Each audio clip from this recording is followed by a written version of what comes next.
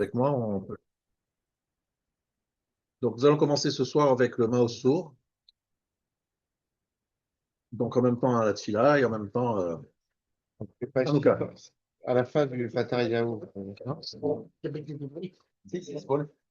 Fin du Pataryahu, vous l'avez. Page 612 de Pataryahu.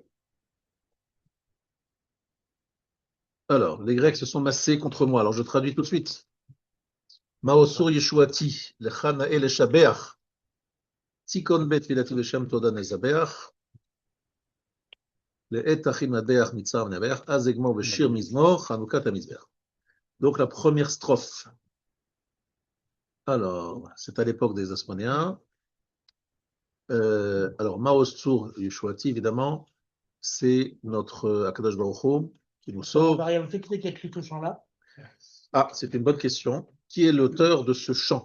Et de quand il date, tout ça, tout Ce qui est sûr, c'est que. Ah, je m'excuse, je suis tout de suite mis à mal. Je ne sais pas qui l'a écrit, je ne sais pas qui est l'auteur, je ne sais pas quelle époque, et je suis. Tu peux demander à ChatGPT. ChatGPT. On peut demander à ChatGPT. Voilà, je peux demander à mon ami ChatGPT, il connaît, ça va-t-il. Alors, ce qui est sûr, c'est que je voudrais vous dire un grand principe. C'est que si ce texte, il a été tellement adopté, Ashkenaz, séfarade, tunisien, marocain, et même yéménite, enfin, tout le monde les chante, c'est que sans doute l'auteur, il a un grand mérite. Donc, même si je ne connais pas son nom, je sais juste que ce que je veux vous dire, ce sont des farshim qui expliquent ce passage comme étant un passage de référence. Mordechai Ben Yitzhak. Mordechai Ben Yitzhak, de quelle époque? Poète juif médiéval, 12e, 13e siècle. Voilà. 12e, 13e siècle. Voilà la réponse. C'est un Ashkenaz. Europe Ashkenaz. L'Europe Ashkenaz, c'est un Ashkenaz. Ça fait 800 ans. Non. En fait, donc, ça veut dire que c'est la période des Rishonim. C'est ça que ça veut dire. C'est la période médiévale, donc des Rishonim. Alors, il faut seulement comprendre que les deux premières phrases sont plutôt des phrases qui nous invitent à. Elles sont un peu lyriques, chantées. Elles veulent tout simplement dire que Maoz, c'est quoi Maoz? Fort, non? Fort puissant. À part ça. Alors, c'est pas alors il y a Oz qui veut dire la force, mais Maoz, C'est 40. c'est une sorte de. Aujourd'hui, c'est un peu comme un château fort, quoi, un lieu où une sorte une forteresse. Voilà. Et Tsour, c'est le rocher. Yeshuati, Yeshua, Sheli, celui qui me sauve. Lecha nae le shabeach. Pour toi, il convient de te louer. Tikon bet tfilati, donc installe la maison de ma prière. Vesham toda nezabeach, et là-bas nous apporterons un sacrifice toda. Le et tachin matbeach, mitzar amnabeach. Alors, lorsque tu vas, littéralement, on va dire là, c'est couper la tête, hein, tevach, c'est malheureusement, c'est qu'un. Voilà. Mitzar amnabeach, donc l'oppresseur qui nous oppresse. Et donc, celui-là, le jour où tu vas préparer donc cette destruction de cette de mal, Azegmor Beshir Mizmor, Chanukah Tamizbeach, alors je terminerai en chantant Beshir Mizmor, Chanukah Tamizbeach, l'inauguration du Mizbeach. Alors en fait, ce texte que j'ai traduit très vite, hein, peut-être un peu superficiellement, je vais vous montrer à quel point vous le dites très souvent, vous l'avez dit pendant des années, mais vous n'avez rien compris. Pourquoi vous n'avez rien compris? D'ailleurs, moi aussi, hein, avant que je cherche ce que j'ai cherché et trouvé, c'est qu'en vérité, il y a un vrai problème dans ce passage. Alors, le début, on va dire, c'est un peu lyrique, mais même, c'est lyrique, mais on veut retrouver Bet Tfilati. Organise, installe Bet Tfilati, la maison de ma tfila. C'est quoi Bet Tfilati? La maison de ma prière. C'est quoi, de quoi il s'agit? Bet Amigdash, évidemment. Vesham Toda Nezabeach. Là-bas, nous apporterons le sacrifice Toda. Je vous rappelle, c'est un sacrifice qu'on apporte de remerciement. On appelle le sacrifice Toda. Alors, le vrai problème, c'est sur les deux dernières phrases. Et on va commencer par la dernière. Azegmor Beshir Mizmor Chanukah Tamizbeach. Je terminerai avec un chant. Alors, Shir et Mizmor, ce sont a priori des synonymes. Hein. C'est un Mizmor, c'est un chant, et Shir aussi. Mitzah, alors, Chanukah Tamizbeach. Je terminerai l'inauguration de l'hôtel, le Misbéach. Béhémet, franchement, ma bataille. De quoi s'agit-il? Il faut terminer quoi exactement ici? Et qu'est-ce qu'on attend? Et de quel misbéach on parle? Le misbéach du Beth Amikdash, évidemment. Il n'y a pas d'autre misbéach. Mais à ce moment-là, je serai Hachem faire en sorte que le jour où tu vas me sauver et tu vas surtout me libérer de mes oppresseurs, je terminerai l'inauguration du misbéach. Bon, c'est le Mashiach, c'est la fin des temps, etc. Quel rapport y a-t-il entre la fin de l'exil grec et le fait que tu sois en train de prier pour la reconstruction du Beth Amikdash et le fait que tu parles de l'inauguration du Misbéach? Je te rappelle, s'il faut te le rappeler, qu'il y a 4 exils et que le Yavad, les Grecs, c'est le 3e et que celui dans lequel nous nous trouvons s'appelle Édom, Esav, et que c'est lui qui doit se terminer avec la construction du Beth Amikdash, la fin des temps, la chair, ce que je... Mais quel rapport entre cet événement que nous attendons tous maintenant, mais en étant chez Esav, et le fait qu'on sort de l'exil grec? Pas, ça va pas ensemble. C'est pas lié. Il y a un problème de... C'est anachronique. C'est anachronique. Bravo. C'est une étape. Pardon? C'est une étape par laquelle on ne devait pas Oui, passer. alors très bien. Alors le Rav, il a posé la question suivante, c'est Rav Shavira, je cite. Alors Shavira nous a dit, alors on aurait dû dire ça sur la fin de l'exil de Babylone, la fin de l'exil de Perse et de Tu vas Mède. dire après, non? Non, pas du tout. Parce que les Grecs, Non, non. on peut Non, pas parler du des tout. Romains parce que c'est après. Après, on va parler de tous les exils, effectivement, vous avez raison, mais on ne va pas parler de l'aspiration suite à la fin de cet exil, de la rédemption finale et de la reconstruction du Beth Amikdash. Ce n'est pas du tout ce qui est écrit. Messieurs, vous devez écouter très attentivement ce que je vous dis maintenant. Très chachou ce que je vous dis maintenant. Et c'est bouleversant ce que je vous dis maintenant. Pourquoi c'est bouleversant? Parce qu'on se rend compte qu'on fait Hanoukat chaque année et qu'on passe à côté d'un élément qui est tout simplement yesodi, c'est-à-dire fondamental. Quel rapport y a-t-il entre la fin de l'exil grec et la fin de l'exil tout court, des exils, tous les exils tout court?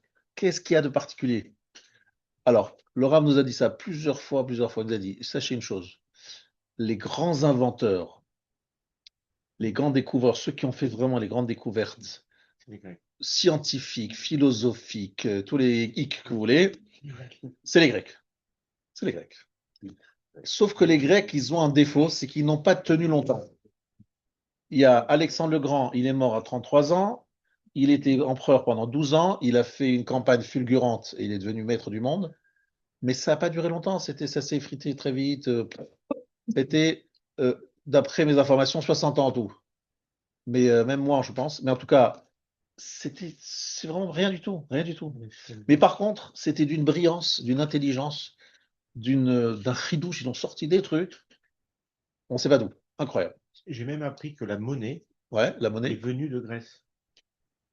Alors tu vas découvrir d'autres choses. Sache une chose, que toutes les choses que tu vois aujourd'hui qui sont belles, qui sont... Moi, j'ai appris ça de Benili. Benili, il m'a dit, sache que toute la philosophie qu'on a aujourd'hui, c'est le Pérouche, c'est comme si on a l'Agmara, l'Agmara, et tu as les commentaires, Rashi, Tosfot, Rishonim, Achornim. Il m'a dit, voilà, tout ça, nous, on est juste en train de faire des commentaires des philosophes grecs. Voilà. Eux, c'est l'Agmara, bon, l'Avdil, hein, Chumash, Gmara, tout, Mishnah, tout. Et nous, on est juste en train d'expliquer. C'est en fait leur intelligence et leur découverte, c'est quelque chose d'incroyable. Et donc, qu'est-ce qui s'est passé? C'est que les Romains, ils ont repris toute cette science, ils l'ont adoptée, et il y a 3 mots dans la Torah. Si celui qui me trouve ces 3 mots, je lui embrasse les pieds. Moi, je pense que je vais l'embrasser les pieds. Linéaire. Hein. Il y a 3 mots qui disent que ce que je dis est vrai. 3 mots dans la Torah. Il y a fait, c'est quand on parlait pas de. Non. Non, je sais de quoi tu penses. Veishkon Goaleshem, bravo. Mais c'est pas ça. Donc ça, c'est que la main. Non, mais ça, c'est la main. Non, c'est même pas la main. C'est même pas la main. Alors, si quelqu'un ne sait pas, si on ne sait pas, on ne va pas le savoir. Pardon? On cherche les mots grecs, c'est ça? Non, il y a dans la Torah 3 mots qui disent ce que je suis en train de dire, c'est que les Romains ont tout pris des Grecs. Et si on ne sait pas, c'est pas possible de deviner, c'est impossible. C'est le Ramban, c'est Nachmanide qui le dit, ce que je dis, qui explique comme ça 3 mots, et je vous aide maintenant, Balak. Parachat Balak. Et je vous ajoute fin de Balak. Et je vous ajoute prophétie de Bilam. Pardon? Voilà, c'est fini. Alors là, c'est fini, hein. Les pieds, c'est vous oubliez. Ça, c'est sûr. Alors, Sim, Miyad Kitim. Sim, Miyad Kitim. Ça vous a dit quelque chose, ce mot? Sim, Miyad Kitim? Très franchement, avant que le Rav il me le dise, bon. Alors, sachez que Kittim, vous le retrouverez dans Noach lorsqu'on parle des descendants de Yéphet. Vous trouvez les Kittim, donc c'est en un peu fait, des pieds. c'est la famille des Grecs, etc. C'est-à-dire, Mhm. c'est Yéphet, voilà. Et que Tsim, c'est plutôt on va dire, c'est plutôt une armada de navires. Et en fait, Simiyat Kittim, en fait, c'est que les Romains ont emporté, transporté la sagesse grecque et l'ont diffusée dans le monde entier. Et ça se dit trois mots qui sont dans Rashi. Alors là aussi, ça, j'en vois assez bien aussi. Il y a trois mots dans Rashi dans la Torah qui le disent aussi en trois mots. En trois mots, c'est dit dans Rashi. Pour ceux qui seront là dimanche, ça va donner une idée de question pour le quiz. Voilà. Ouais, mais c'est un peu difficile. Là, franchement, c'est pas facile. Ça, c'est pour pas faire gagner le grand prix. Ouais, c'est pas facile. C'est pas facile. C'est pas facile. La mythe- la mythe- Alors là, t'es tranquille. Là, t'es tranquille. La mythe Bon. romaine, tu remets les pilates, ils avaient Zeus et Jupiter. Voilà. Et Zeus, ils avaient Jupiter. Ils ont changé les Exactement. dieux. Il y a ça, mais il y a beaucoup plus que ça. Il faut que tu saches que les Romains ne sont pas des inventeurs. Les Romains, ce sont des gens qui ont la technique, qui sont là sérieux, qui sont très disciplinés. C'est un peu comme les Chinois. Un peu comme les Chinois. Ils copient et puis ils améliorent. Ouais, Voilà. Ils sont très bons mais ils ne sont pas des mechachim. C'est pas des gens qui vont trouver de nouveautés. Et donc, effectivement, c'est quoi les Romains? Il n'y a pas Il n'y a d'innovation. pas d'innovation. Les Romains sont ceux qui ont adopté, pris cette intelligence, ces découvertes incroyables, hein, de très haut niveau, et ils les ont diffusées, dévoilées, etc. Mis en pratique dans plein de domaines. Donc, si Miyad Kittim, c'est les mots dans la Parashat Balak, et dans Parashat Toldot, c'est très facile, c'est dans la bénédiction que donne Yitzhak à Esav, enfin à Yaakov et à Esav, Italia Shel Yavan. Italia Shel Yavan, l'Italie de la Grèce. Or, vous savez très bien que la Grèce, c'est une chose, et l'Italie, c'est autre chose. Mais vous savez que l'Italie, c'est Rome, et que les Grèces, c'est la Grèce, et que Italia Shel Yavan, c'est que tout simplement, les Italiens, enfin, les Romains ont pris de la Grèce. Italia Shel Yavan. C'est-à-dire, en fait, il y a véritablement ce point-là. Toute la sagesse grecque est un cadeau fait par Yaakov à Esav. Parce que Yaakov, lorsqu'il donne à Esav les cadeaux, c'est-à-dire les différents animaux qu'il va leur transmettre, si vous êtes sorti de l'école élémentaire, vous comprenez très aisément qu'un Esav, il ne va pas se contenter de quelques têtes de bétail pour oublier une haine féroce, tenace qu'il a depuis 20 ans. On est d'accord, oui ou non? Même plus que 20 ans, 34 ans. 14 ans chez Weber, puis après 20 ans chez Laval. 34 ans de haine, et il se calme parce qu'on lui a donné quelques têtes de bétail. Ouais, très bien, ouais. Il est très riche, ça change quoi pour lui? 2 secondes. Et donc, la réponse, c'est qu'il ne lui a pas donné des têtes de bétail, il lui a donné la chorma. Il a dit, je fais un accord avec toi, je suis d'accord qu'à un moment dans l'histoire, la chorma, la sagesse juive, traverse chez les Grecs et arrive finalement dans tes bras. Ça passe par les Grecs, et ensuite ça va retourner chez toi. Et là, il s'avait dit, merci à Banco, là j'ai fait une grosse affaire. Parce qu'il sait très bien que ce qui nous fait flancher, nous les Juifs, aujourd'hui en 2025, bientôt 2026, c'est que tout simplement, on voit chez les Goïms une intelligence, des choses intelligentes, très intelligentes même, et que nous, on a la Torah, c'est vrai, mais comme la Torah, on ne sait pas toujours bien la comprendre, ben, très vite, on est très attiré par la philosophie, la science profane. Parce que celle-là, on la comprend, on croit la comprendre en tout cas. Et la Torah, on l'a fait de façon un petit peu les gens intuitive chez eux. Donc finalement, c'est ce qu'on a vu en Afrique du Nord, lorsque sont arrivées la science et la culture française et autres, et bien très vite, les gens ont laissé tomber leur culte religieux. Ils ont laissé tomber de la Torah. Pourquoi? Ben, c'est logique, ils voient quelque chose de très brillant, et la Torah, ils ne comprenaient pas la profondeur. Mais en fait, toutes les chokhmot du monde ont pour origine la Torah. Tous les sagesses du monde prennent l'origine dans la Torah. Je sais que c'est pas évident de croire ça, mais c'est écrit dans Pirkei Avot, Aforba, Va de Kulaba. Renverse-la de tous les sens, touillé. Je sais que ça paraît dingue ce que je suis en train de dire, mais je crois pouvoir vous le dire au nom du Maïmonide, Rambam. Alors, Rambam, dans Ilchot Kiddush HaChodesh, Il dit quelque chose, voilà, je l'ai ici, le Rambam. Tout ça, évidemment, je vous dis les paroles du Rav Shapir, hein. C'est pas Elgué qui imagine tout ça. Malheureusement, je suis très loin de ce niveau-là. Et donc, c'est ce qu'on appelle Ilchot Kiddush HaChodesh. Il y a ici une des halachot qui sont les sanctifications du mois, c'est-à-dire comment on calcule le nouveau mois. Donc Maïmonide, il se dit, bon, comment je fais mes calculs, il explique, et à la fin, alors c'est un long chapitre, un très long chapitre, qui est le 17e, et là, il est un peu, on sent qu'il est un peu gêné, Rambam. Et je vais vous dire pourquoi il est gêné, vous écoutez bien ce que vous allez, je vais vous dire un truc de folie là, ici, c'est pas de moi encore une fois. Il dit la chose suivante. וטעם כוללו החשבונות, מפני מה מוסיפים עניין זה, מפני מה גורין, איך נדע כל דבר מאלו הדברים, והראיה כל דבר היא חוכמת התקופות וגימטריות שחברו בה חכמי יוון, ספרים הרבה, והם הנמצאים עכשיו ביד החכמים. Vous entendez ce que dit Rambam, chapitre 17, verset, halakha 24, des lois de Kiddush HaChodesh. Il dit que comment est-ce que je sais comment on calcule, comment je sais qu'il faut enlever tant, il faut mettre dessus, rajouter dessus. Les calculs sont complexes, hein, vous avez compris. D'où je les sais, d'où je connais. Il dit, je les connais de quel Chachamim? Chachmei Yavan, des Grecs. C'est de là-bas que je l'ai pris. Rambam dit, je l'ai pris là-bas. Aval hasfarim shechavru Chachmei Israël. Écoutez bien, les sfarim qui se trouvaient à l'époque des sages Israël, shayu bimei hanvim, qui étaient à l'époque des prophètes, mibnei Yissachar, attention, mibnei Yissachar, lo higiu elenu. On les a plus. On a perdu les livres. On parle maintenant de science, hein. C'est par des livres de science qui permettent de faire les calculs. Ça s'appelle la géométrie, ça s'appelle pas l'astrologie, ça s'appelle l'astronomie, et de la mathématique. Tout cela, on l'avait, et ça, il appelle ça les livres de Yissachar, parce que Yissachar s'appelle Yod-Ei Bina Laitim, c'est celui qui avait la connaissance de tout cela. Il y avait des livres de Yissachar, mais on les a perdus. Alors maintenant, comment on s'en sort? Avec les Grecs, parce qu'eux, on a encore leurs livres. Donc, c'est-à-dire que la Chorma, en fait, des Grecs, il avait des Juifs. Mais donc, c'est ça qui est terrible. C'est que même notre sagesse à nous, on l'a perdue, et en fait, on apprend des Grecs, et les Grecs eux-mêmes l'ont pris chez nous. On la récupère des Grecs, en fait. Incroyable. C'est un retour. C'est un galout terrible de notre Chorma, qu'on est obligé d'aller chercher chez les Grecs, alors que les Grecs se sont inspirés chez nous. C'est Ça veut capable. dire que Rambam, il n'a pas fait ses calculs lui-même, il les a pris vraiment des Grecs en. Mais c'est ce qu'il dit, c'est les mots. Quelque part, il est gêné, tu vois, il est gêné. Il se dit, oulala, mais je vous dis la vérité, c'est pas, moi je prends ça chez les livres grecs. C'est comme ça que j'ai pu faire mes halachot Kiddush HaChodesh. Mais sachez qu'en vérité, ça vient de Yissachar.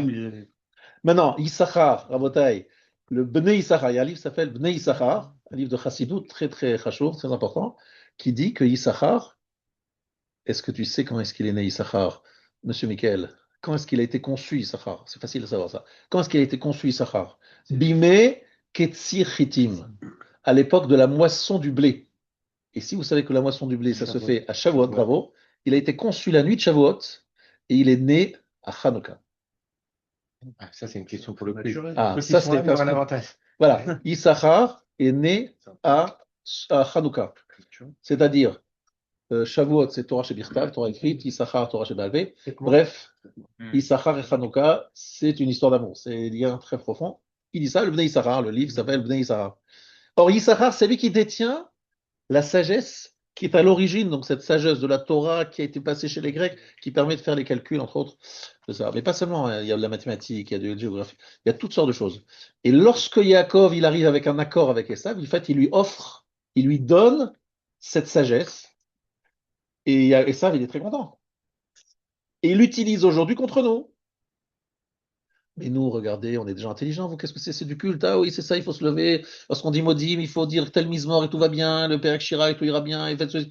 Bon, vous êtes un peuple de croyants, un peu bêtes, un peu Superstitieux. voilà, superstitieux. Voilà. En deux mots, ils nous tirent en ridicule, alors qu'en fait, toute la chorma vient de chez nous. Et ceci étant, malgré tout, notre Chorma, on l'a récupéré, parce que c'est les plus Alors. rebelles qui est aujourd'hui, en fait. Alors, encore une fois, c'est ça qui est embêtant. C'est qu'aujourd'hui, lorsque tu cites ce vecteur, merci de m'avoir fait ça, c'est qu'aujourd'hui, les sages juifs, les scientifiques ou les intellectuels, ils l'ont pris où ça? Ils sont rentrés dans des universités de Esav, qui lui-même a appris chez les Grecs. Donc finalement, qu'est-ce qui se passe? C'est qu'on ne fait aucun lien entre cette science et la Torah. Ça devient une science qui s'est séparée, qui coupait la Torah. C'est pour ça qu'on appelle qu'il a donné des cadeaux. C'est-à-dire, en fait, il a offert ça et finalement, Ça s'est coupé, le lien avec la Torah, c'est coupé. Il dit, mais nous, on est des grands scientifiques, on n'a rien à foutre de la Torah, quel rapport, machin. Mais nous, non, mais tout ça, ça a un source dans la Torah. Mais c'est coupé. On ne Oui, pourrait oui, pas dire mais, folle, mais- alors. mais en même temps, les plus grands scientifiques comme Einstein, à la fin de sa vie, il a dit, sans vouloir l'admettre, il dit que quand même, il y a quand même quelque chose derrière ça qui Alors, je voudrais bien que vous sachiez quelque chose. C'est sûr qu'aujourd'hui, lorsqu'on apprend la science et qu'on va jusqu'au bout, beaucoup de scientifiques disent, il y a des moments, un moment, on se dit, bon, comme le disait cette fameuse phrase du savant livre que vous connaissez, peu de science nous éloigne de Dieu, beaucoup de science nous rapproche de Dieu. Franchement, je trouve cette phrase très réussie. C'est très vrai, en plus. Mais le problème, c'est que tu dois comprendre quelque chose. C'est vrai que ça te rapproche d'Hachem. D'abord, tu as compris beaucoup de science, ça veut dire que c'est quelqu'un qui est vraiment à fond dedans, hein. Ouais. Pas quelqu'un qui. Parce que quelqu'un qui ne fait pas à fond, au contraire, il reste dans la science, il s'éloigne de la Torah, etc. C'est sûr. Et c'est vrai qu'aujourd'hui, on a un challenger très fort, impressionnant, de connaissances, de technologie, de réalisations impressionnantes. On n'est plus au Moyen-Âge avec des plots qui sont là en train de se tuer sur des cavaliers. Qui semblent fortes. Pardon? Et des vérités qui semblent fortes. On arrive Voilà. à normaliser des Bref, lois de la nature. on est dans quelque chose de brillant, brillantissime. Donc très dangereux pour les croyants que nous sommes, pour dire à nos enfants, la puissance, elle est dans l'Agmara. Pourquoi en plus, il y a un deuxième problème qui se superpose, c'est que la compréhension profonde du Gemara et des textes est réservée aussi à une élite. La grande majorité, ils lisent, mais sans vraiment comprendre. On va vite, on comprend superficiellement. Donc, ça ne fait pas le poids face à la brillance évidente qu'il y a autour de nous. Donc, ça nous dessert en plus. C'est ça qui est terrible. Maintenant, quelqu'un qui connaît la Torah à fond et qui est à fond, non, il n'a même pas de question, il n'a plus de doute. Mais qui arrive à ce niveau-là? Bah, c'est nos élites. Et nos élites, bah, nous, on n'est pas à cette élite-là. Donc, c'est ça qui est un problème. Donc, on est vraiment dans une situation où Esav a fait un grand. Ce cadeau donné par Yaakov à Esav, c'est un cadeau inestimable. Inestimable.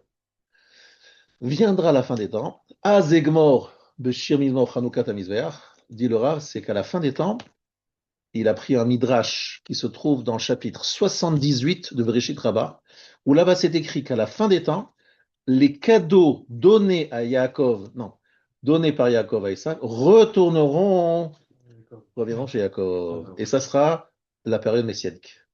Qu'est-ce que ça veut dire que les cadeaux reviendront, quoi? On va retrouver les mêmes animaux qui sont en vie encore après des milliers d'années. Enfin, on est où? Ça veut dire que c'est ça les cadeaux, c'est pas les animaux. C'est ce qu'il y a derrière, c'est ce que ça représente. C'est ça qui va revenir. C'est quoi que ça veut dire? C'est que les gens comprendront que la sagesse qu'ils ont a pour racine, source, la Torah. La source de toute cette sagesse, c'est la Torah. Et ça, les gens le reconnaîtront à ce moment-là. Pour l'instant, c'est pas le cas. Pour l'instant, c'est déconnecté. Oui. Est-ce qu'aujourd'hui, on doit étudier la Torah en utilisant des mathématiques, pour voir dans le... Mais je viens de le citer. On n'avait pas vu. Maïmonide, comment il a écrit son chapitre? Il dit, je l'ai utilisé les livres grecs. Il le dit. Noir sur blanc. Il dit, je l'ai utilisé. Maïmonide, on dit qu'il ne s'est pas inspiré de la Kabbalah, mais on voit plein de calculs. C'était des gens qui savaient couper, qui savaient faire des équations. Exactement. Sauf que lui, il a étudié, il avoue qu'il a perdu les livres de Issachar et qu'il a retrouvé les livres des Grecs. Certains disent qu'Aristote, il aurait appris chez Shimon HaTzadik. D'accord? Qu'Aristote aurait été inspiré par Shimon HaTzadik. Donc on est vraiment dans quelque chose d'assez incroyable. On voit comment ces cadeaux nous coûtent cher. Alors, Azegman Mishemizor, lorsque l'exil grec se terminera, vous avez compris maintenant, c'est plus l'exil grec dans le sens, est-ce qu'il y a des Grecs qui nous dirigent? C'est pas ça le sujet. C'est lorsque nous serons à la fin de cette épreuve que nous met l'exil grec, c'est-à-dire de nous mettre la science en concurrence avec nous, comme si c'était deux choses différentes qui n'avaient aucun lien. Alors que c'est un dérivé. Alors que c'est un dérivé. Eh bien, lorsqu'on comprendra ça, ben, la fin des temps sera là. Là, on fera Chanukah Tamizveach. On pourra inaugurer l'autel. Azegmo, Beshir Mizmo, Chanukah Tamizveach. Parce qu'à ce moment-là, il n'y aura plus de problème. On comprendra. C'est pour ça que l'exil grec, il est différent de tous les autres. Parce que tant qu'il n'est pas résolu, on ne peut pas arriver à la fin des temps. On ne peut pas résoudre le temps. Moi, j'ai trouvé cette explication magnifique. Ça m'a réveillé beaucoup de choses et je vous dis qu'un tout petit peu. Mais je pense que relisez le Et Tachin Madbeach, parce que lorsque vous avez compris le Et Tachin Madbeach, Mitzvah Madbeach, on parle d'Esav. C'est pas les Yavans, c'est pas les Grecs. C'est-à-dire qu'à la fin des temps, le Madbeach, c'est la chaîne Tevar. Tevar, c'est égorgé, c'est bon. Donc, lorsque cet horrible personnage qui est Esav, donc on parle d'Esav alors qu'on est en train de dire Mao Tzu. Enfin, c'est quoi l'histoire? C'est vrai, comment vous comprenez? Ça veut dire que Esav est porteur de Yavan. Il est la suite de Yavan. C'est ça que ça veut dire. Comprenez? Ishmaël aussi, il a récupéré la science de Yavan, parce que aussi à l'époque de l'âge d'or, Ah, bravo. Alors, c'est vrai que Ishmael, à un moment, il a été au top en Il a les repris années les maths, 1100. zéro. exactement, à 1100. il a fréquenté des sages Exactement, musulmans. exactement. La médecine aussi, la médecine arabe, tout ça. Et je pense que eux aussi, ça j'ai pas lu, mais ça aussi, je pense qu'eux aussi, ils l'ont pris chez les Grecs.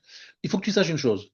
Il y avait un rave qui s'appelait Rabbi Yoshua ben Hanania, qui s'est opposé aux sages grecs. Sabbat de Beatuna, c'est dans la Gemara Bechorot, page 8b.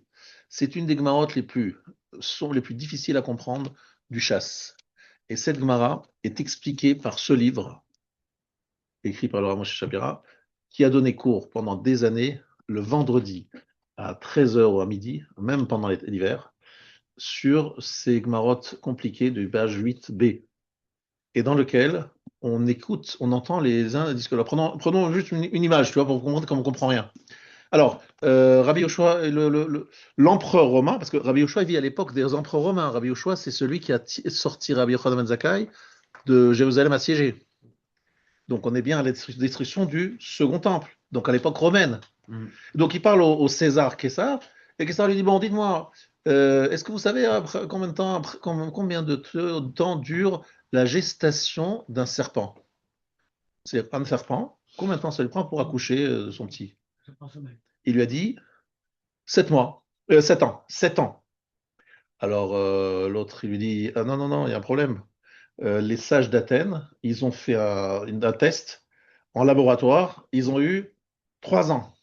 Il dit, vous vous trompez. Les 3 ans, c'est parce qu'elle avait déjà été fécondée il y a 4 ans, donc c'est pour ça que 7 ans, mais cette fécondation, elle va avoir lieu vraiment dans 7 ans. C'est-à-dire elle a été fécondée 2 fois par deux différents monsieur serpents.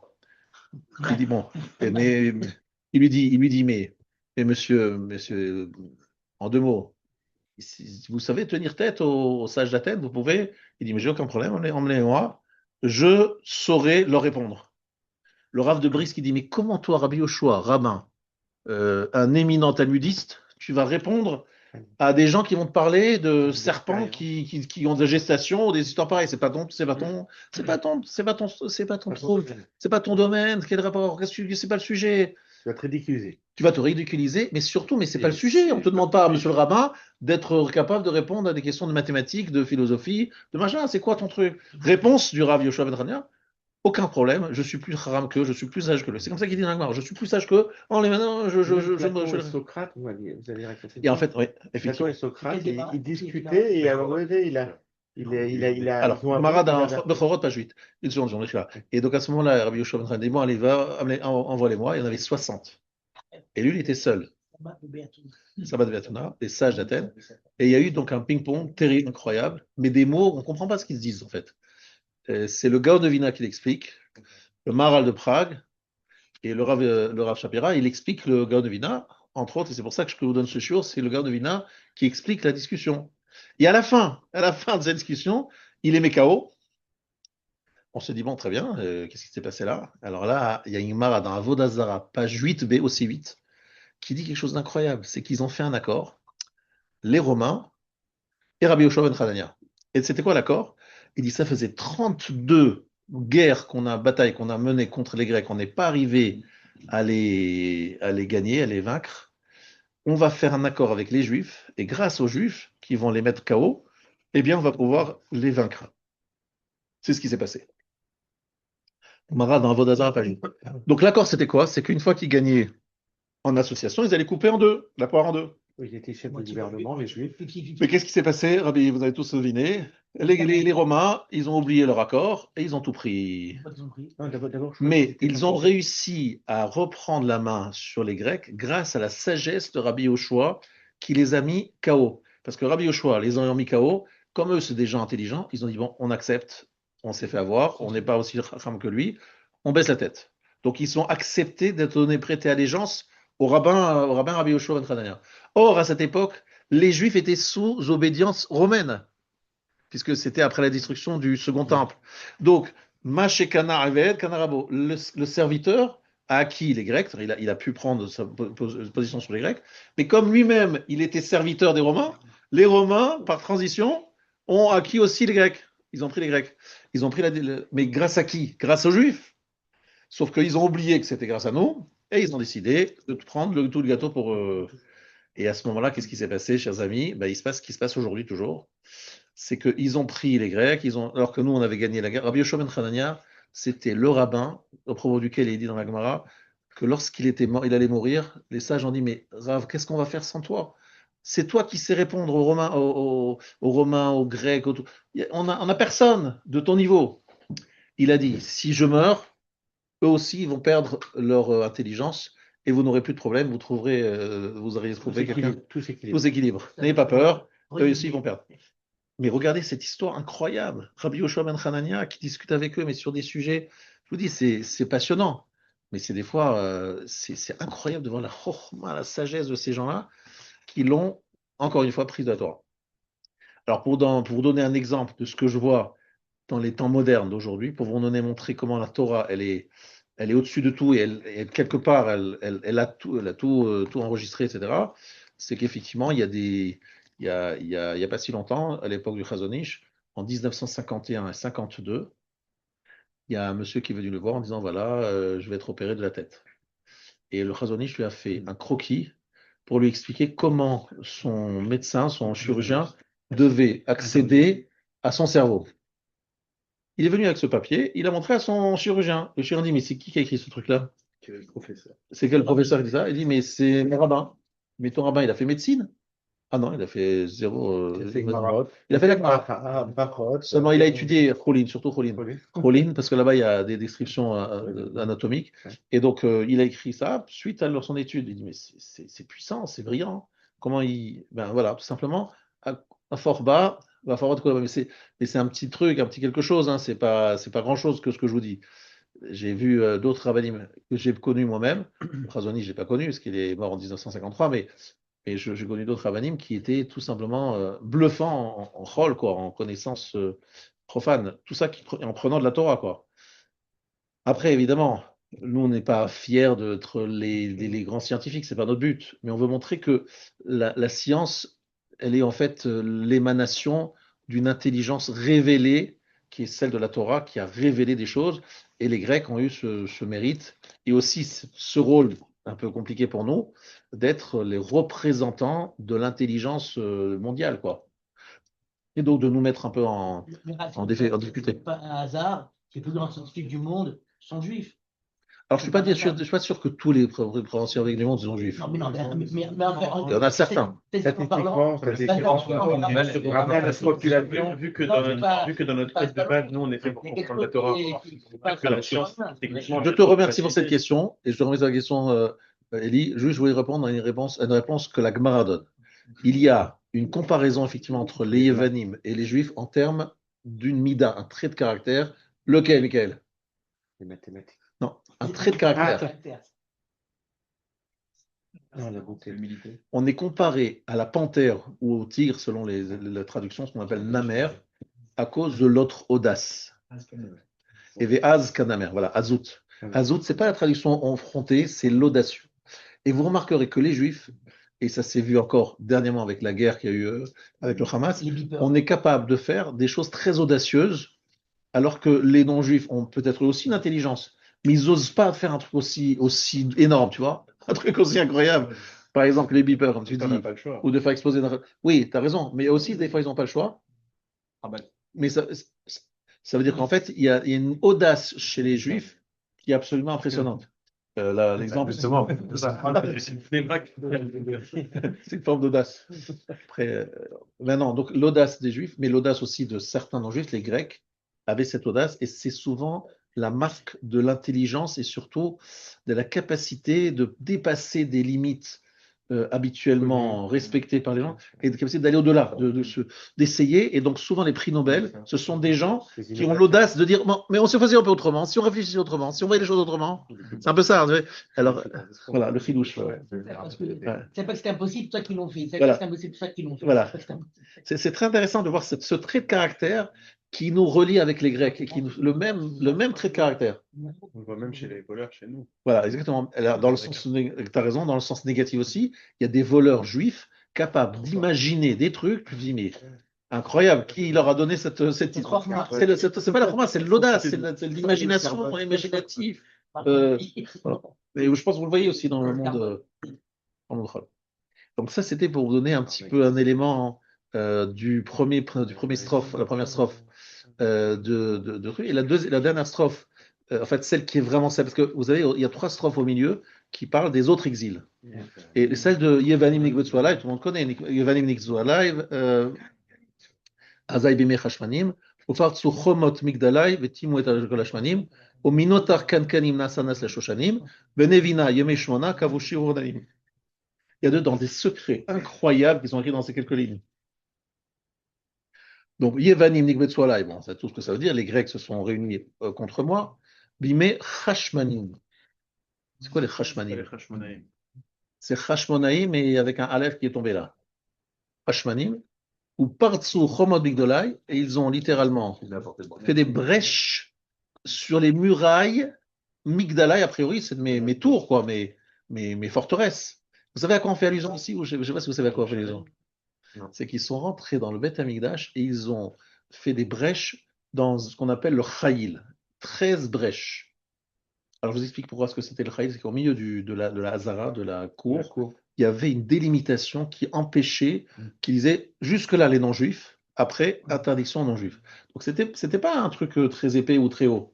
C'était juste une délimitation visible pour pouvoir montrer, attention, ne dépassez pas cette ligne jaune, ligne rouge.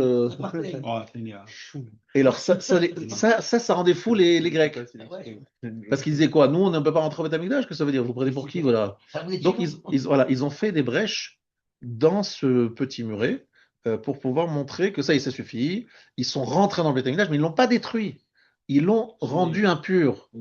Ils l'ont souillé, exactement, c'est le mot précis. Ils l'ont souillé. Donc pourquoi? Parce qu'il voulait dire, ça suffit, vous les juifs. Ça suffit quoi? Ça suffit de quoi? Ça suffit de vous prendre supérieur. Nous sommes d'accord que vous êtes des gens intelligents. On est d'accord de vous adopter en tant que référence de gens intelligents, mais autant intelligents que nous, pas plus que nous. Et arrêtez de voir cette différence entre nous. On est tous des gens intelligents, on peut travailler main dans la main. Du peuple élu. De Gaulle. Et voilà. Peuple sûr et dominateur. Déjà, non? Et bien ça les rend fous. Tu dis peuple élu, c'est énervant. Pourquoi eux On le dit pour le Albert bien, qui pensait ça, non? pour le bien, pour le Non, en fait, je veux te dire, c'est exactement ça qu'ils pensaient. C'est qu'ils pensaient les mots que dit la Midrash. Kitvu lachem. Écoutez bien. Kitvu lachem al keren ashor. Écrivez pour vous sur la corne du taureau. Chez en lachem chelek, vous n'avez pas de part. Ba'Hashem Eloké Israël, dans Hachem, le Dieu d'Israël. Cette phrase, elle est connue partout. C'est une phrase du Midrash. C'est une façon, je traduis par Rav Bloch, il nous a expliqué ça. Il nous a dit comme ça. La corne du taureau fait allusion au bélier, au Egel Hazav, au veau d'or, en disant, vous prenez pour des gens avoir une sagesse très particulière, ils dépassent la nôtre. Pourquoi elle dépasserait la leur? En quoi on peut dire que la nôtre dépasse la leur? Elle est divine. Pardon? La nôtre, elle est divine. Elle est divine, oui, mais ça se traduit comment? C'est ça que je veux savoir. Ça se traduit de la façon suivante, c'est que nous, on dit qu'un juif qui étudie la Torah vraiment comme il faut, c'est un juif qui devient l'être idéal, l'homme parfait, l'homme référence en termes de comportement, tu vois. Et eux, ils n'acceptent pas ce genre de choses, parce qu'ils disent, non, vous avez une sagesse comme la nôtre, ça va peut-être un peu plus pointu ou pas pointu, mais c'est pas le sujet. Voilà. Et nous, en fait, on dit, non, la Torah transcende. Alors, ils nous répondent, ah oui, alors, lorsque vous avez reçu la Torah directement du bon Dieu, 40 jours plus tard, qu'est-ce que vous avez fait? Le veau d'or. Ça montre bien que votre Torah, elle ne vous transforme pas, puisque vous faites le veau d'or quelques jours après. Un mal. Il y a pas eu d'effort. C'est vrai on l'a reçu, mais ça va, mais 40 jours après, en plus, c'est un dévoilement, tu dis, bon. En 2 mots, messieurs, vous êtes tous des pourris, et c'est tout ce qu'essaient de faire depuis le 7 octobre, tous les antisémites, de dire, mais en fait, les juifs, c'est des pourris, c'est des nazis, ils sont, voilà. Pourquoi ils veulent absolument faire passer ce message?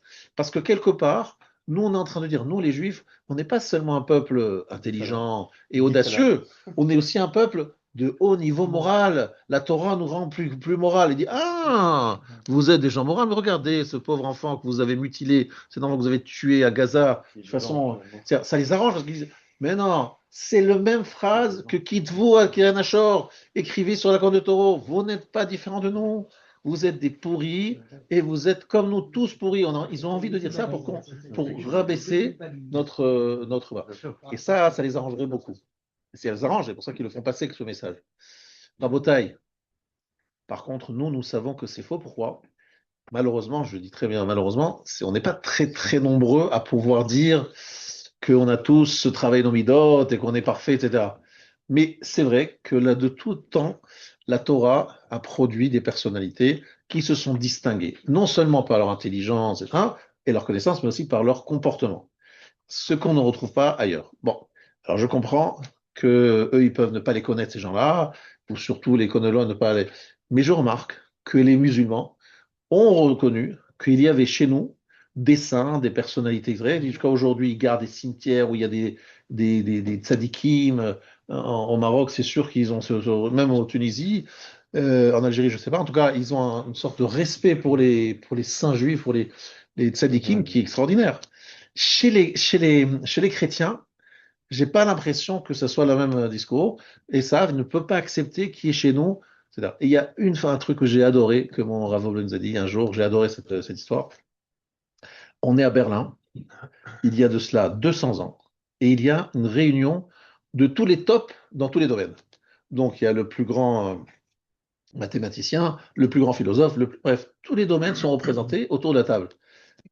Ils se regardent, ils sont très fiers tous d'être les tops des tops du monde, et ils se regardent en disant, voilà, tout le monde est là, il manque personne à l'appel. Toutes les matières sont représentées. On a ici les tops de toutes les matières. Et à ce moment-là, se lève quelqu'un et dit, il y a une personne qui manque, une matière qui manque ici, un représentant d'une certaine matière qui manque ici. Elle dit, c'est quoi, c'est où? Eh bien, je vous présenterai si vous voulez, mais c'est le sabbat de Kelem, dans son petit Beth Midrash de 35 personnes, au fin fond de la Lituanie. Il dit, mais c'est quoi ce monsieur? C'est qui ce Kelm? C'est quoi le machin?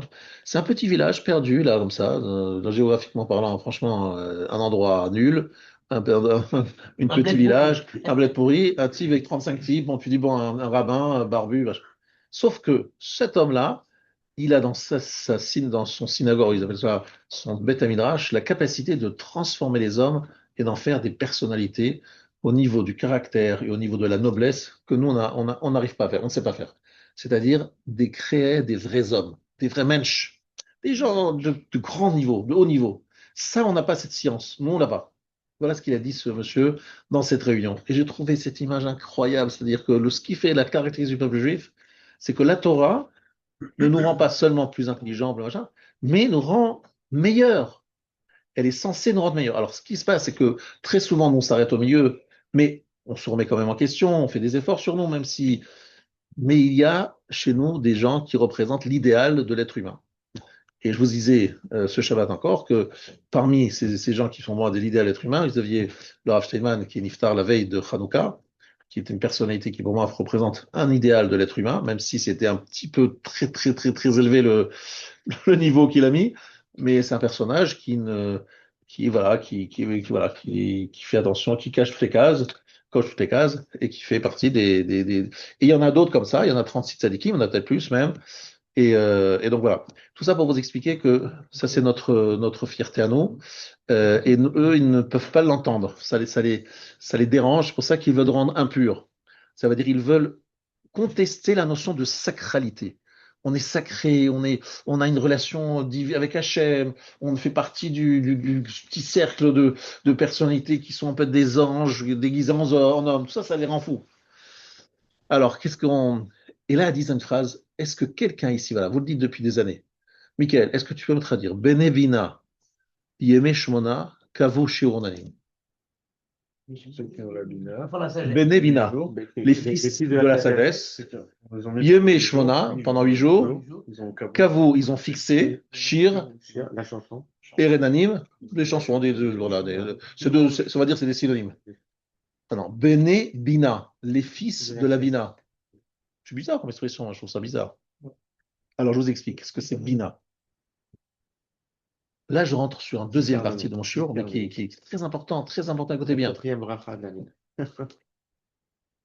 Il y a dans ce livre qui s'appelle Magal Hashana, et qui est allé écrit par un certain Rav Wittler, et qui habite à Manchester. et qui a écrit un commentaire sur la dimension de Léa et ce qu'on appelle la Hoda'a. Sachez que dans la Kabbalah, on considère qu'il y a dans chaque fête qui correspond à une partie de notre corps, et la Hanouka et Purim, c'est les deux jambes.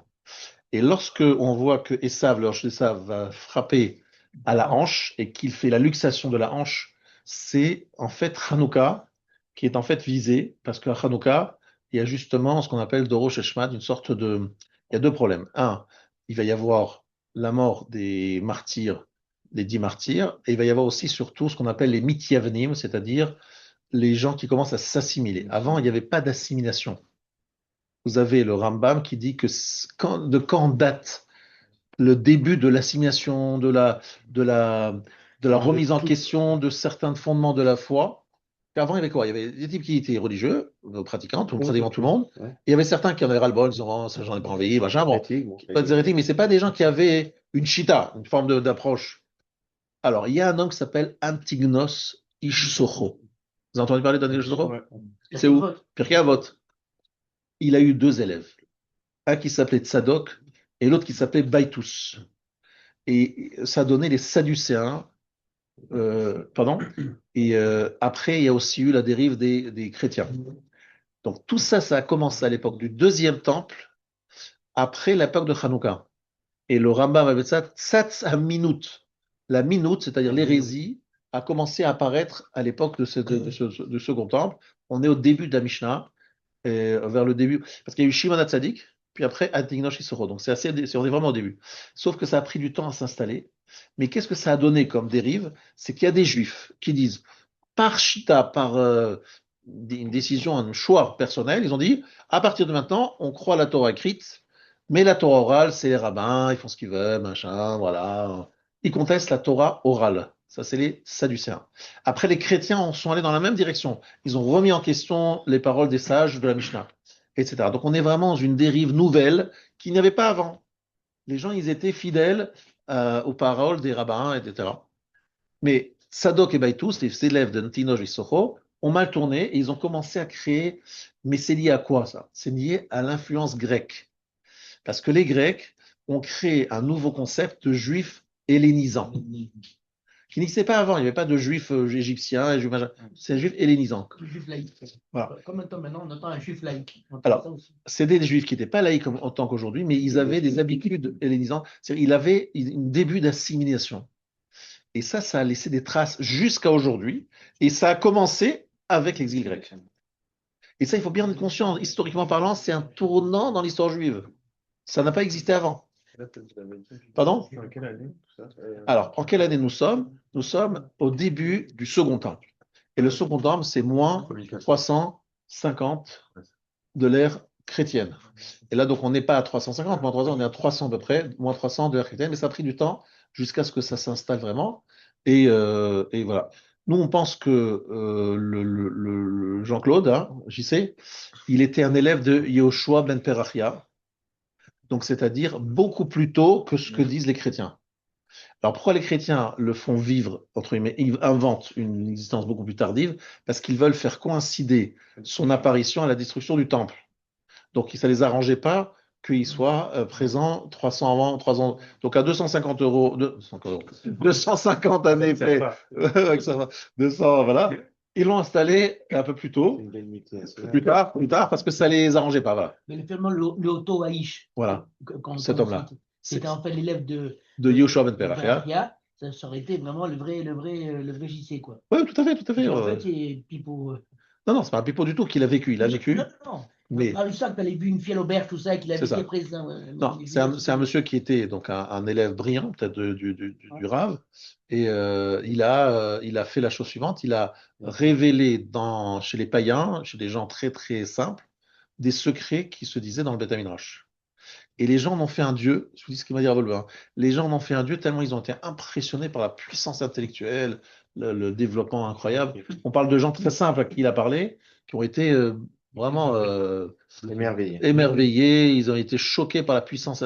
Et donc il a joué comme ça, et ils l'ont transformé en Dieu, parce qu'ils n'avaient jamais vu un truc pareil. Mais nous, d'après ce qu'on nous pense, c'est qu'on n'a pas le droit de révéler les secrets de la Torah à des gens qui ne sont pas aptes à les entendre.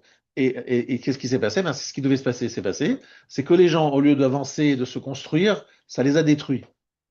Parce que lorsque tu as une énorme tête, une grosse tête, mais tu fais pas les choses et tu ne mets pas les choses en pratique, au lieu de te construire, ça te détruit. C'est ce que dit la Mishnah en disant un arbre qui a d'énormes feuillages et très peu de racines.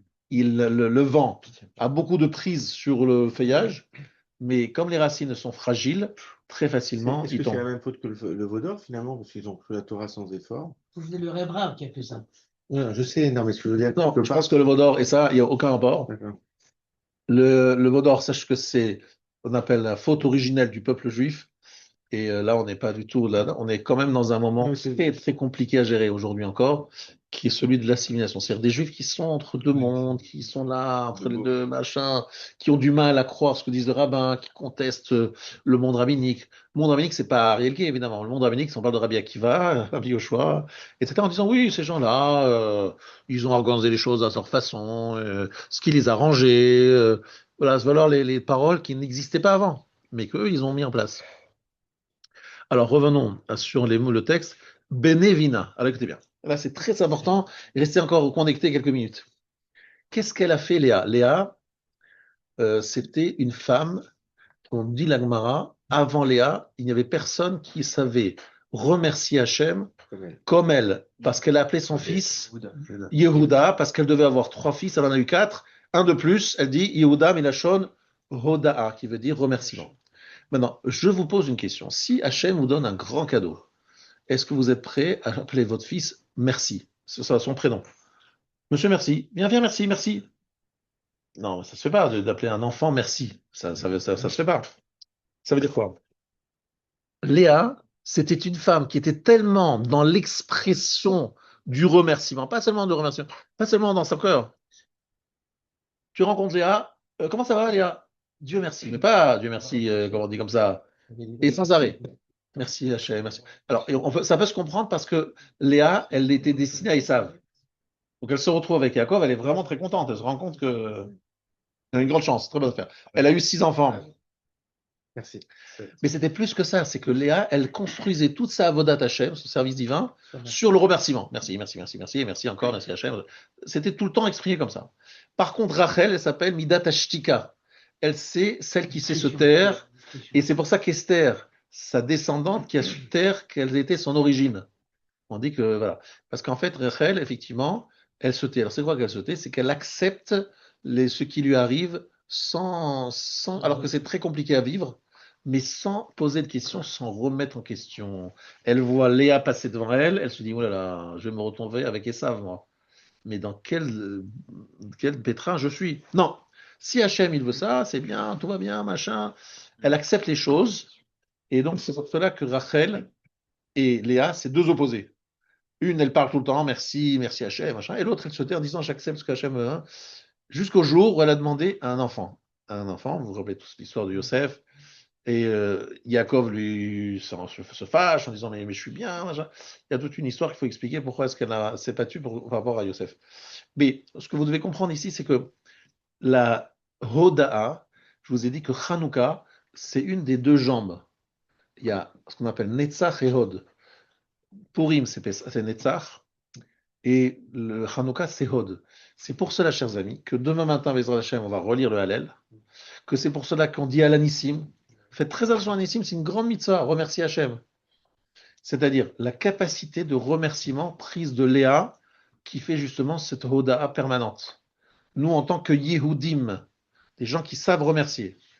Pourquoi on insiste là-dessus? Parce que vous le savez tous, et vous avez des enfants à éduquer. Si vous donnez à des enfants des cadeaux sans limite, vous savez très bien qu'à un moment, ça va devenir un dû. C'est plus un cadeau. C'est un dû. Et ils vont l'exiger. Et ils vont jamais dire, ah, papa, c'est pas assez là, c'est pas. D'accord? Ça doit toujours. Donc, vous avez tous compris que la raison pour laquelle Léa existe et ce qu'elle nous apprend à nous, c'est que chaque chose qu'on reçoit, on doit se dire, merci Hachem, c'est pas évident, ça ne me revient pas. Ça, c'est la dimension de la tfila de Hoda'a. Ça, c'est la fête de Hanouka, où nous devons remercier, remercier, remercier. Maintenant, Rabotai, vous savez tous qu'aujourd'hui, on est le 26 qui se lève. C'est très important ce moment, parce qu'on est passé du 25 au 26. Quel rapport? En quoi c'est important? C'est que le 25, il y avait largement de quoi brûler le 25, puisqu'il y avait une fiole qui servait pour un jour. Mais à partir du deuxième jour, ah, c'est bizarre, ça brûle encore. Toujours. C'est là que commence le miracle. Ça se rend compte. Donc toute la question se pose, mais pourquoi fêter 8 jours? Il n'y a que 7 jours miraculeux le premier jour. C'était logique, la fameuse question qu'on pose.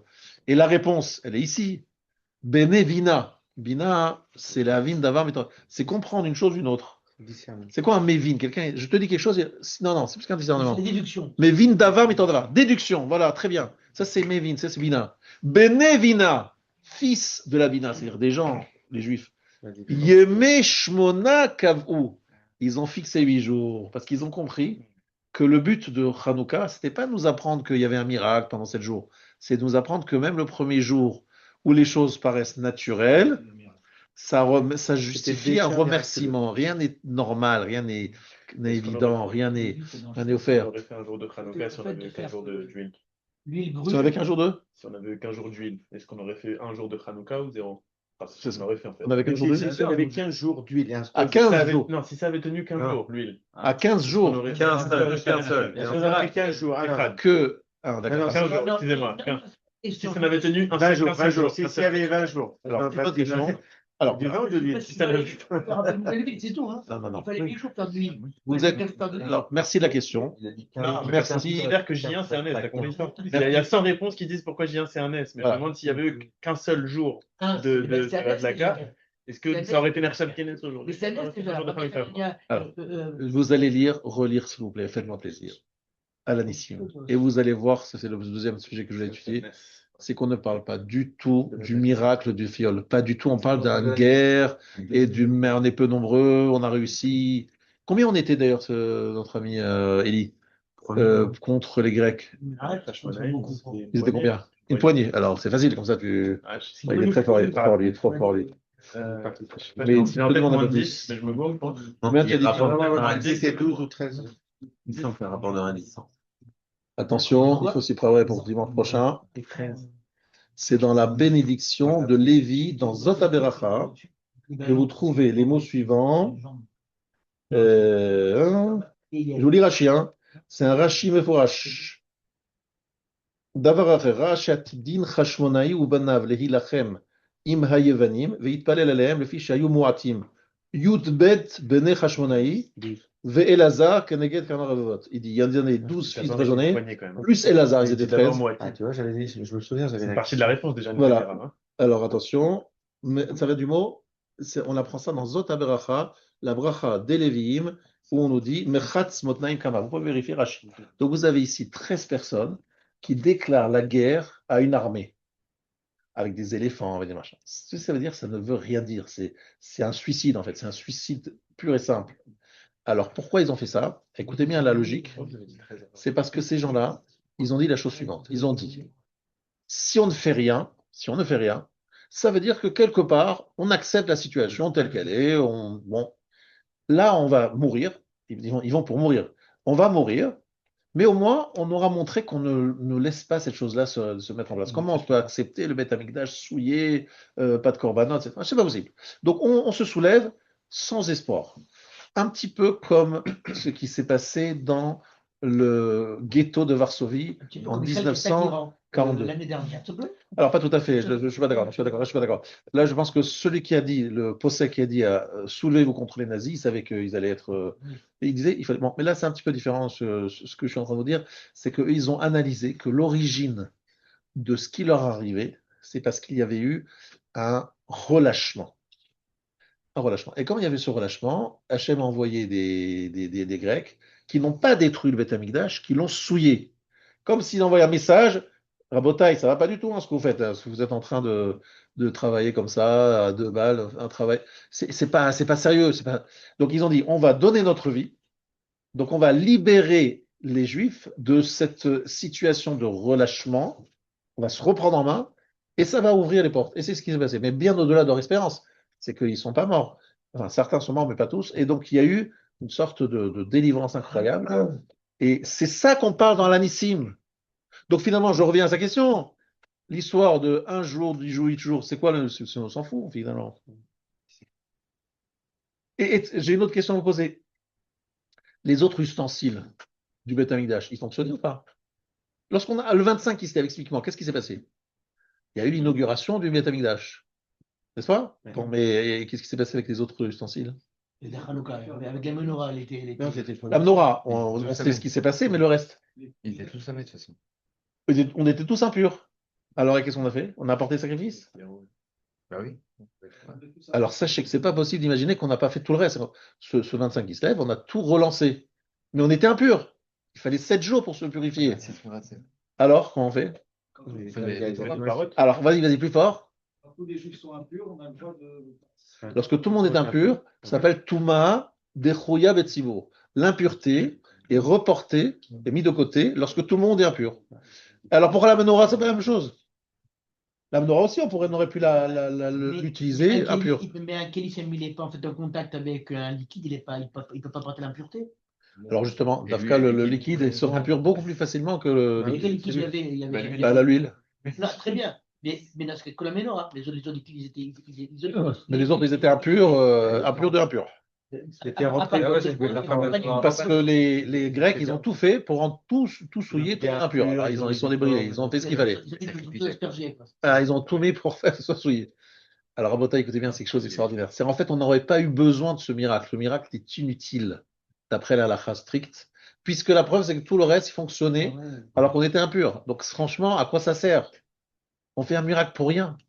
Donc, en fait, on a bien compris que ce miracle est là comme si Hachem nous envoyait un message codé. Il dit, vous avez vu, bravo, hein, je suis là. Et tu nous dis quoi à travers ce message codé? Tu veux nous enseigner quoi? C'est que, regardez bien, l'huile, normalement, est censée brûler une journée. Ça dure 8 jours. Pourquoi ça dure 8 jours? Comment ça dure 8 jours? C'est qu'il y a une bracha, une bénédiction. Ça se multiplie, etc. C'est pas une bénédiction tellement étonnante dans le Beth Amikdash où il y avait pendant longtemps 1000 miracles par jour. 1000 miracles, et surtout ce miracle-là de le godet qu'on appelle le Ner Ba'aravi, il brûlait 24 heures, alors que les autres qui avaient la même quantité d'huile ne duraient que 12 heures. Et c'est donc ce qu'on appelle la menorah Edut Shrina Shora B'Israël. La menorah est la preuve et le témoignage que la Shekhinah réside en Israël. En 2 mots, il leur a dit, écoutez messieurs, votre guerre gagnée et votre menorah qui brûle sans s'arrêter, c'est la Shekhinah que vous avez réinstallée au Beth Amikdash. Ni plus ni moins. Vous avez réinstallé la Shekhinah. Et c'est un petit message codé d'Hachem en disant, je suis là, je suis revenu, je suis là, je suis retour. Je suis de retour, bravo, vous avez réussi. Je suis de retour. Donc c'est pas un miracle nécessaire, mais c'est un miracle quand même tellement important pour nous envoyer un message codé d'Hachem en disant, bravo, magnifique, je suis content de vous. Et bon, après, on peut aller beaucoup plus loin, mais c'est surtout l'idée de Bene Bina, Yeme Shmona Kavu. C'est nous apprendre à dire merci. Merci à Hachem, à reconnaître. Et c'est ça la notion de la Avoda, le service divin, c'est de reconnaître. Et le problème qu'il y a, c'est qu'au fur et à mesure qu'on est gâté et habitué, on ne ressent plus le bonheur que c'est d'avoir, Baruch Hashem, une femme en bonne santé, d'être soi-même en bonne santé, d'avoir des enfants en bonne santé, d'avoir là des enfants, d'avoir une communauté, bref, d'être dans la Torah, je vais faire la liste, et on est là toujours en train de râler, on n'a pas ci, on n'a pas ça, on a ci, on a ça. Bon, c'est notre mais toute la notion même de la Avoda, pardon? En plus, on est dans un pays qui s'appelle le pays des râleurs professionnels, des râleurs diplômés. D'accord, patentés. Donc en plus, on a pris les défauts de ce pays. Donc on est toujours en train de se... Et d'ailleurs, sachez que lorsque vous allez en Israël, c'est intéressant de voir que les étrangers en Israël français sont particulièrement peu appréciés dans certains milieux. Pourquoi? Parce que ils me disent, ils sont israéliens, ils me disent, ils sont là, ils attendent, ils veulent un service parfait en payant rien, mais en demandant tout. Et en exigeant tout et en râlant sur chaque chose qui manque. Ce n'est pas le cas, les Américains ne sont pas comme ça, les Anglais ne sont pas comme ça. C'est intéressant de voir qu'on a ce défaut-là qui fait partie, où tout le monde est en train de dire, voilà. Prenons un exemple très simple, on veut la retraite à 62 ans, alors que tous les pays du monde autour de nous, les Européens, n'ont trouvé aucune solution plutôt que de mettre à 67 ans ou 65 ans. Mais les Français disent, mais nous, on n'est plus Chacham, on veut 62 ans alors que personne autour n'y arrive. Mais c'est quand même bizarre, quand même. Il y a un problème. C'est pas une invention d'un politicien. C'est une demande autour de vous. On est plus en dette. Voilà. Non, bref, c'est juste je veux dire, mais on est dans quel pays? Alors, il faut connaître son défaut pour savoir plus que en fait la réponse c'est qu'on appelle la hoda'a. La hoda'a, c'est vraiment ce qu'il faut nous donner en intraveineuse pour remercier Akadosh Baruch Hu. Ça, c'est la dimension de Léa. Je termine, Rabotai, il me reste encore quelques instants pour vous dire que je reprends les mots de ce fameux texte.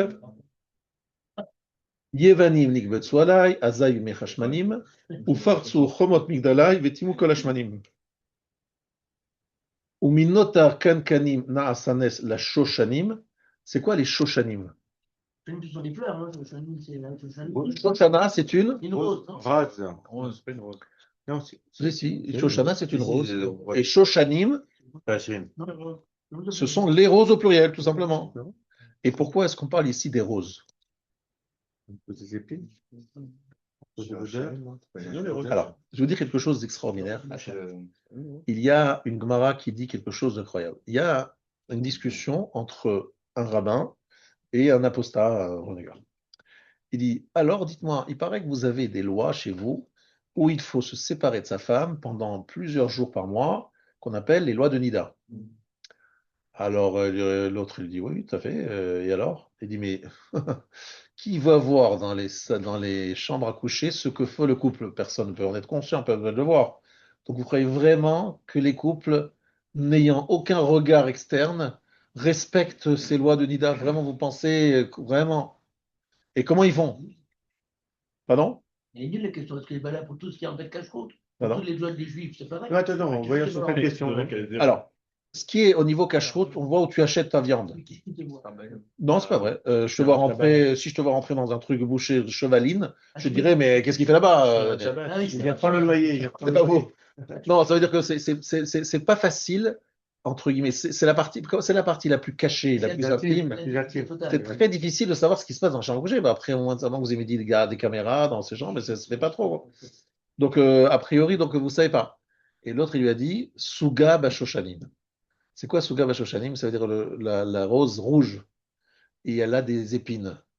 C'est que le peuple juif, lorsqu'il voit rouge, c'est-à-dire qu'il voit le sang de Nida, c'est comme si c'était une Shoshana, c'est-à-dire une rose, avec des épines. Voilà, il s'élève. Il y a donc ce qu'on appelle ça une barrière d'épines, de roses. Mais les roses, c'est rien de plus facile à passer que. Non, c'est pas plus facile que ça parce qu'il y a des épines. Le peuple juif, il est capable, dans l'intimité d'une chambre à coucher, de maîtriser son plus grand Yetzirah. Voilà Yosef Hatzadik, il a prouvé. Voilà, et Yosef Hatzadik a un exemple, exactement. Mais pas seulement Yosef Hatzadik, c'est top, c'est top. Mais le commun des mortels, on demande ça à tous les juifs du monde. Comment voulez-vous que ça soit respecté? Il dit, regardez, le peuple juif, c'est un peuple extraordinaire. Il est Shoshanim. On fait une allusion au fait que nous sommes capables de dominer même ses pulsions, même dans la plus grande intimité. Alors on dit ça dans ce Maoso pour nous dire Venasanes la Shoshanim. On veut faire une allusion que le peuple juif est comparable à ces roses, à cette barrière de roses, parce qu'on est capable de se maîtriser, de se dominer. Et je vous donne maintenant le secret. Akadosh Baruch Hu dit, si l'homme va au-delà de sa nature, Akadosh Baruch Hu dit, moi, je change les lois de la nature. Donc, je l'explique comme ça. Si par exemple quelqu'un dit, moi, je vais prendre sur moi d'aller au-delà de mes forces, je me force, je me fais des efforts, je fais des sacrifices, je vais au-delà de mon caractère. Si j'ai envie de ça, mais non, je le ferai pas parce qu'Hachem l'interdit. C'est un énorme effort que l'on fait sur notre nature. Hachem dit, toi, tu vas au-delà de la tienne, de ta nature. Moi, Kadosh Baruch Hu, je vais me conduire avec toi en changeant les lois de la nature. Tu seras plus sous les étoiles, tu seras au-dessus des étoiles. C'est-à-dire, je vais changer la hanaga, la conduite avec toi. C'est ce qu'Akadosh Baruch Hu nous dit. Alors, Akadosh Baruch Hu, qu'est-ce qu'ont fait les Trashmonaïm? Ils ont dit, nous sommes prêts à nous donner corps et âme, puisqu'on a pris le risque d'aller à 13 personnes contre une armée. Ça n'existe pas, 13 personnes. Alors, attention, ce qui s'est passé, c'est que les 13 personnes, ils ont amené d'autres juifs que je rejoins, mais ils sont partis à 13, t'as compris? En disant, on va peut-être rester que 13. Et on va se le soulever. Donc, c'est quand même un peu dingue. Mais ils ont dit, non, on s'en fout. Ça ne vaut pas la peine de vivre comme ça. Et je vais vous faire une remarque incroyable du Chafetz Chaim. Le Chafetz Chaim a dit, nous aurions dû, il a dit comme c'est cette phrase, lorsque les soviétiques ont pris le pouvoir en URSS, nous aurions dû marcher, moi, Chavetz Chaim, avec tous les rabbins, plus les monsieur tout le monde, faire la guerre contre l'armée russe qui a fait la révolution de 1917. Pourquoi? Pourquoi? Parce que, non pas qu'on pense qu'on va gagner la guerre, comment nous, Chavetz Chaim, avec qu'est-ce qu'il va gagner? Mais tout simplement pour montrer que nous n'acceptons pas de laisser nos frères derrière le rideau de fer et de les voir systématiquement abandonner toutes les bases de la Torah, parce que, évidemment, vous le savez, c'est un régime qui était anti tout ce qui était Torah. Donc il dit comment est-ce qu'on peut ne pas avoir la même réaction que les Hashmonaïm à l'époque où les Grecs ont fait les décrets? Les Soviétiques, c'était pas mieux. Interdiction de ci, interdiction de cela. Donc il se pose, il dit, est-ce que dans le monde de la vérité, on ne va pas nous reprocher de ne pas avoir monté une armée contre les bolcheviks de l'époque de 1917? Voilà la question que le Chavetz Chaim se posait pour montrer à quel point c'est d'actualité encore toujours de ne pas laisser ces choses faire. Alors, Botaï, je vous souhaite Hanouka Sameach. Par messieurs, petit sondage qui est là la semaine prochaine? Moi, Moi, je suis là. il y a quand même Marx et Trotsky.